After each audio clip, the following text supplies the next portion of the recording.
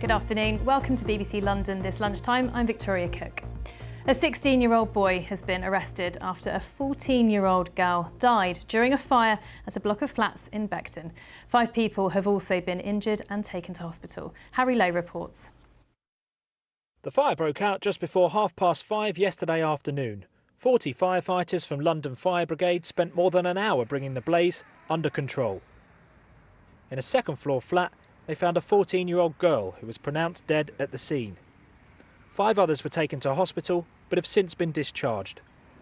The fire destroyed a stairwell and half of the second floor, and teams from the police and fire services have been assessing the scene for clues as to what might have caused the fire that they are now treating as arson. Newham's mayor says she's deeply saddened and her condolences are with loved ones now in mourning. Tollgate Road remains closed while inquiries continue, but for those whose homes have been affected, it's an uncertain time ahead. Harry Lowe, BBC London. The number of sexual harassment incidents on the rail network across London's being underreported. That's according to the British Transport Police. They've launched a campaign using VR technology to remind passengers of the sorts of crimes that won't be tolerated. Thomas McGill's report starts with one of the campaign videos. Look at that, she's got the blonde hair done, she's got the black leather jacket on, got the dress. Catcalling and intimidation, an all too often occurrence on the capital's trains. And it's sexual harassment like this police and rail bosses hope to tackle using VR technology like this video to raise awareness. This latest campaign focuses on cracking down on actions that may be considered low-level harassment and highlight how we can all play our part in stamping it out. It could be staring, it could be touching, it could be any of those things or a combination of those things. One of the key things for us is asking bystanders, so fellow passengers travelling with potential victims, giving them the tools to be able to do something about it. So the campaign hopes that by the use of these VR kits they can help educate members of the public who use the rail network of certain different scenarios that constitute sexual harassment on the rail network. There's been a problem in the past with underreporting these crimes, with staring at someone or engaging in conversation with someone who doesn't want to chat, not considered as a serious crime. Unfortunately, there's been a normalisation that those types of behaviour have just become acceptable in society. And what we're saying today with this joint campaign is that they are not acceptable, they will not be tolerated on the rail network. Down at Waterloo Station, these passengers watching the VR for the first time say it will help them be more vigilant in the future. I would definitely now kind of really just reconsider sometimes just the little things perhaps that you don't necessarily notice when you're just kind of sat minding your own business on the train. I thought that was really good, really interesting. And would this give you confidence now to speak out if you saw it again? Absolutely, yeah, 100%. So as this campaign gets underway, it's hoped it will lead to a safer and more user-friendly network in the future for all. Thomas McGill, BBC London. The Bishop of London, Dame Sarah Mullally, says she fully supports next week's NHS strike by junior doctors. The former chief nurse added that she understands just how difficult it is for many people due to the cost of living crisis. My name is Sarah Mullally and I have the privilege of being the Bishop of London. It has been a turbulent time for all of us. Many of us have been affected in lots of ways. We had COVID, the war in Ukraine, and now the cost of living crisis. It's very difficult.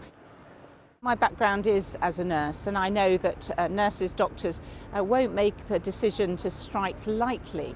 And for me, they've had a really tough time like all of us have, but they went into working in COVID day in, day out, despite the fears for their own lives, the lives of their families. And then we asked them to deal with a backlog.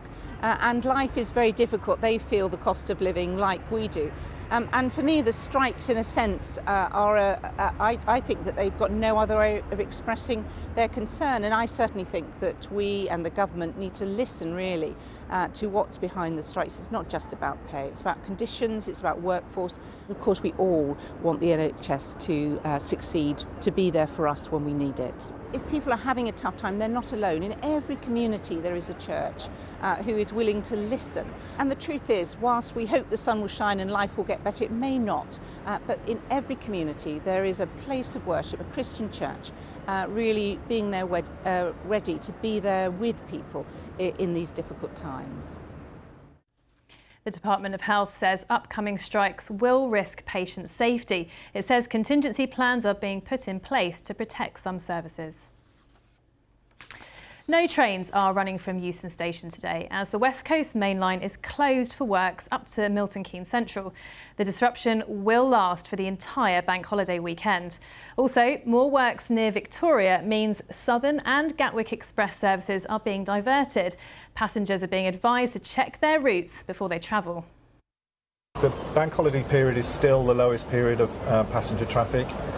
So we do keep an eye on that, make sure we're disrupting as minimum people as possible. So we're using the bank holiday still at the moment while those numbers are still low.